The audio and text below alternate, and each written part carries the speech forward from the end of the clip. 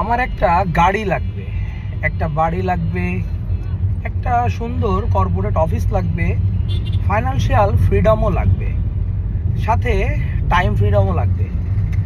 But এই সব কিছুর জন্য যে জিনিসগুলা আমাদের করতে হবে সেইগুলো আসলে আমরা করি না বা করার চেষ্টা করি না, যার কারণে আমাদের ইচ্ছা থাকলেও সেগুলা কখনোই পূরণ হয় না।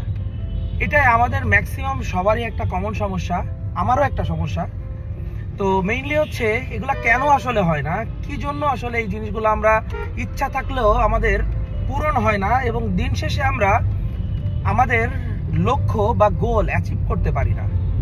তো মূলত তিনটা কারণ এর পিছনে দায়ী, যে তিনটা কারণে আমরা আমাদের স্বপ্নগুলোকে বাস্তবায়নে রূপ দিতে পারি না, বাস্তব করতে পারি না এবং দিন শেষে একটা জিনিসই আমাদের উপর ভর করে, সেটা হচ্ছে হতাশা, আমাদের কনফিডেন্স লো হওয়া এবং দিন শেষে ভাগ্যকে দোষারোপ করা।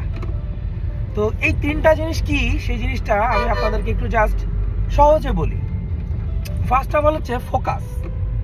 আমরা চাই ঠিকই, আমাদের একটা লক্ষ্য গোল আমরা সেট করি ঠিকই, কিন্তু আমাদের ফোকাস ঠিক থাকে না। কেন? কারণ আমরা একটা পর্যায় পর্যন্ত ওই ফোকাসটাকে কন্টিনিউ করি, তারপরে যখন সেইখান থেকে আমরা আশানুরূপ রেজাল্ট পাই না বা কোনো বাধার সম্মুখীন হই, ঠিক তখনই আমরা ওইখান থেকে ফোকাস চেঞ্জ করে অন্য কোথাও শিফট করি আরো ভালো কিছু করার জন্য, দ্রুত করার জন্য।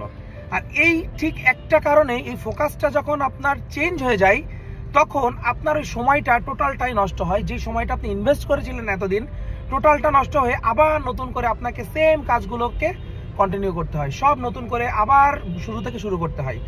এই যে সময়টা নষ্ট, টাইমটা নষ্ট, তার সাথে টাকা নষ্ট, এর কারণে কি হয়, দিন শেষে আপনি আপনার লক্ষ্যে পৌঁছাইতে পারেন না এই ফোকাসের কারণে। এরপরে যে জিনিসটা আছে সেটা হচ্ছে কনসিস্টেন্সি, ধারাবাহিকতা। আমাদের একটা কাজ শুরুর পরে আমরা কনসিস্টেন্ট থাকতে পারি না, আমরা ধারাবাহিকভাবে ডেইলি ফোকাস করে কন্টিনিউ ওই একই কাজটা প্রতিনিয়ত একটা লক্ষ্য নিয়ে আমরা আগাইতে পারি না, আমরা প্রতিনিয়ত কাজটাকে ধৈর্য ধরে করতে পারি না, কনসিস্টেন্সি রাখতে পারি না। এটা হচ্ছে সব থেকে একটা বড় সমস্যা। আর এই যে বলেছিলাম কনসিস্টেন্সির সাথে অটোমেটিক চলে আসছে ধৈর্য। দেখেন ব্যাপারটা হচ্ছে রাতারাতি কোনো কিছুই পরিবর্তন হয়ে যাবে না, রাতারাতি সবকিছুই আপনার চাওয়া মাত্রই চলে আসবে না, তার জন্য ধৈর্য প্রয়োজন, তার জন্য অনেক ধৈর্য প্রয়োজন। বাট আমাদের ম্যাক্সিমাম যারা আমরা উদ্যোক্তা হইতে চাই, আমাদের ম্যাক্সিমামের ধৈর্যের অনেক বড় একটা সমস্যা আছে।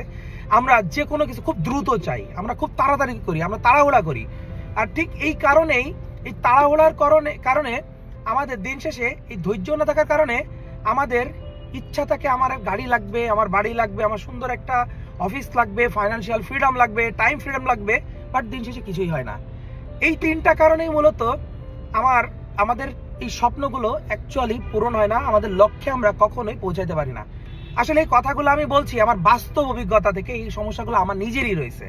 আমি চেষ্টা করছি সমস্যাগুলো থেকে ওভারকাম করে যাওয়ার জন্য। ফোকাস মাঝে মধ্যে নষ্ট হয়ে যায়, কনসিস্টেন্সি রাখতে পারি না, ধৈর্য থাকে না, এটা আমার নিজেরই সমস্যা।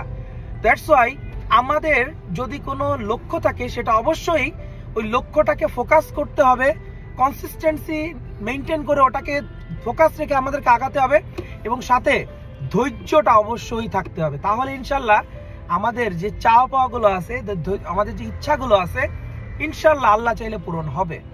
তো এই আর কি। তো সবাই এই তিনটা জিনিস মাস্ট বি একটু চেষ্টা করবেন মেনে চলার জন্য এবং মাথায় রাখার জন্য, তাহলে ইনশাল্লাহ আপনাদেরও স্বপ্নগুলো ধীরে ধীরে পূরণ হবে ইনশাল্লাহ। তো কি বললাম? ফোকাস, কনসিস্টেন্সি এবং ধৈর্য। তো আজ থেকেই এই জিনিসগুলো মেনে চলার চেষ্টা করুন, আমিও সেটাই করছি।